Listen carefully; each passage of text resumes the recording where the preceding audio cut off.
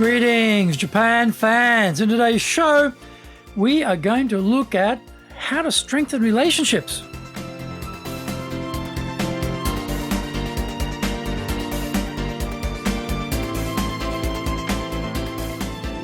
Maishu, arigatou gozaimasu, and welcome back to the 8th year of the Leadership Japan series. And I'm your host in Tokyo, Dr. Greg Story, your corporate coaching and training guy, committed to your success, president of Dale Carnegie Training, Tokyo, Japan, and the best-selling author of Japan Sales Mastery and Japan Business Mastery. My new book, Japan Presentations Mastery, is released and it's available on Amazon. We are broadcasting around the world from Minato-ku in the center of Tokyo, the leadership capital of Japan. Now, this podcast brings insights, examples, and experience about leading in Japan, and trust me, it is different here. Don't forget to subscribe and share this podcast with your family, friends, and colleagues. We are not being sponsored by Libsyn, but we value your privacy, which is why we have our podcast hosted by Libsyn, who, unlike many other podcast hosts, have a strict policy that does not allow access to your private information by anyone. Here is our daily podcast lineup on iTunes. Mondays, the Cutting Edge Japan Business Show. Tuesdays, the Presentations Japan series. Every second Tuesday, the Business Tatsujin no Oshie Show. Wednesdays, the Sales Japan series. Thursdays, the Leadership Japan series. And every second Thursday, the Business Pro Podcast Show. Fridays, the Japan Business Mastery Show. And Saturdays, Japan's top business interviews. Before we get going, today's handy Japanese phrase is sonotori. Sonotori. That's it, exactly, just like that. Sonotori. So when you're talking about something or doing something and your friend wants to agree with that, then in informal Japanese, they'll say something like sonotori, sonotori, sonotori, like that, sonotori, sonotori, like that, exactly like that. That's it, sonotori, sonotori, sonotori. This is episode number 437, 437. And today we're talking about how leaders can strengthen relationships with their team, part 1. As leaders, naturally, we all want to build strong relationships with our team. However, not all relationships with our team members work well. The Pareto Principle says that 20% of our team produce 80% of the results. That means we are paying for 80% of the people who only produce 20% of the results. That is bound to be an irritation for leaders when they cast their eye across those members of their team who are not producing as much as others. We might think they should change so that they are doing a lot better and so make it easier for us to lead them. Unfortunately, we can't change others. We can only change how we think and behave. If we see them as a problem, then the chances are high that we won't have a positive relationship with them. We won't spend much time with them and will obviously prefer to be around the high-performing producers. This, in turn, demotivates the 80% group, and we set up a cycle of grief. On the other hand, if we accept that there will always be a statistical 20% and 80% grouping, we can focus on getting the results we need by combining the entire power of the team.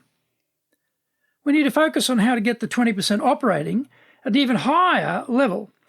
We have to accept that no matter how much they produce, there will always be an 80% cohort. People have different strengths, and our job is similar to that of an orchestra conductor. We need to find ways to get the most from every person in sync and in harmony with each other. Of course, we have the 20%, the star vocalist and the first violin, but we need everyone else working well or we won't function properly as a team. We need to change the way we interact with everyone in the team so we have a happy work environment where everyone feels appreciated. This means we need to change ourselves first and rethink our attitudes. That's the whole thinking behind Dale Carnegie's How to Win Friends and Influence People.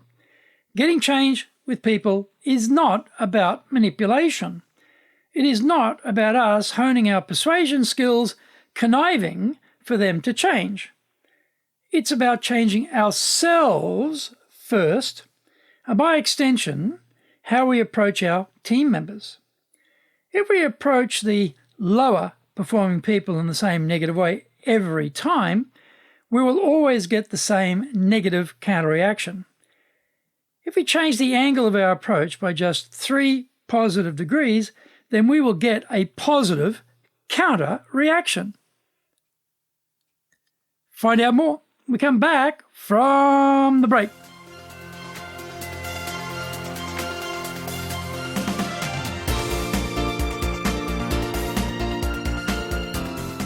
Our show today is brought to you by our public programs, but we also do custom-made in-house classes. Now, we do them in our super safe classroom, we do them live online, and we do them in Japanese, and we do them in English.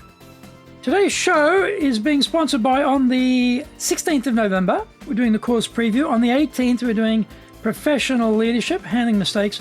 On the 25th, we're doing, again, professional leadership, vision, mission, and values. Our website is www.dale, D-A-L-E Carnegie, CARNEGIE.co.jp. You can email me at greg.story@dalecarnegie.com. If you like learning by watching videos, then we have over 1,000 for you there at Tokyo, Japan, Dale Carnegie TV on YouTube. Get my best-selling books, Japan Sales Mastery, the Bible for selling in Japan, and Japan Business Mastery, as well as my new book, Japan Presentations Mastery. We release 3 TV shows every week on YouTube. The Cutting Edge Japan Business Show, that's a premier business show in Japan, comes out Mondays. Fridays, we have Japan Business Mastery Show. Saturdays, Japan's top business interviews, where I interview leaders in Japan from SMEs all the way up to the corporate captains of industry on one topic, leading in Japan. Every second Thursday, we release the Business Pro Television Show. Don't forget, you can email me at greg.story@dalecarnegie.com.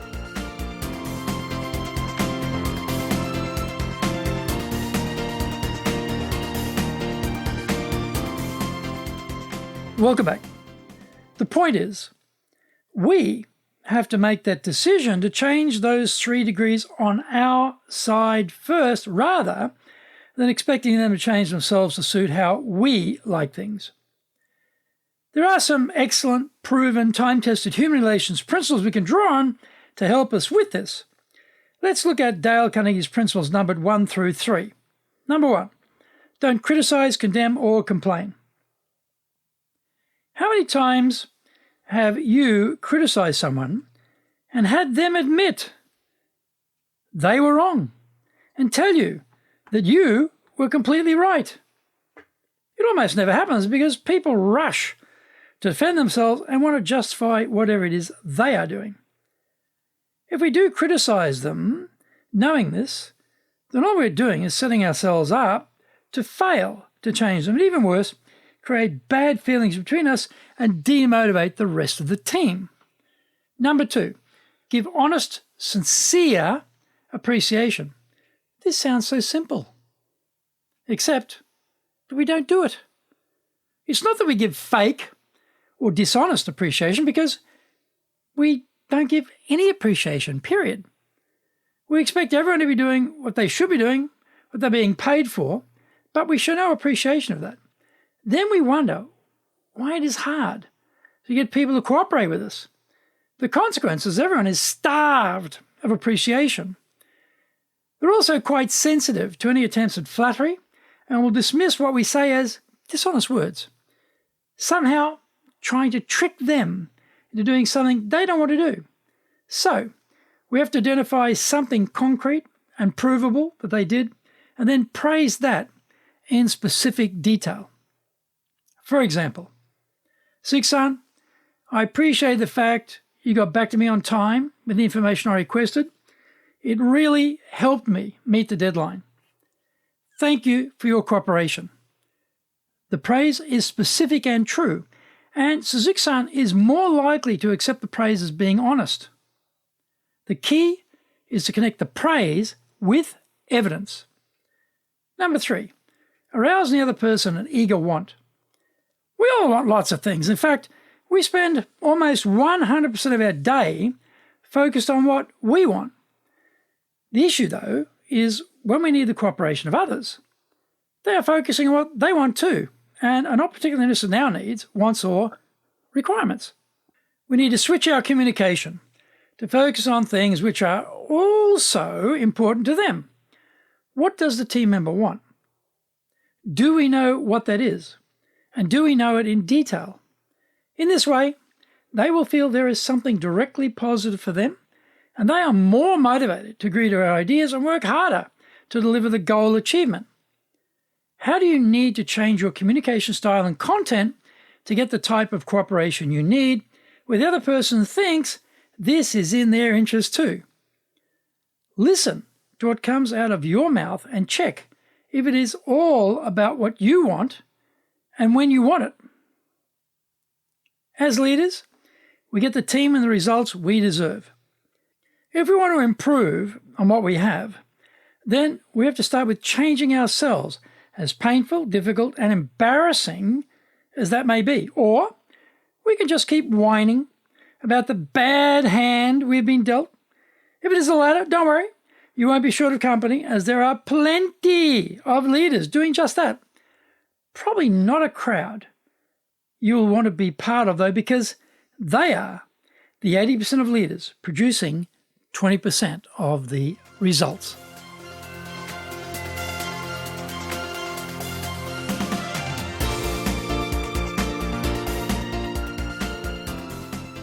Thank you for joining the Leadership Japan series. If you found the program useful, then share it with your family, friends, and colleagues. Don't forget to subscribe and share this podcast. Take what you found valuable, immediately put into action, because idea application is what makes winners winners.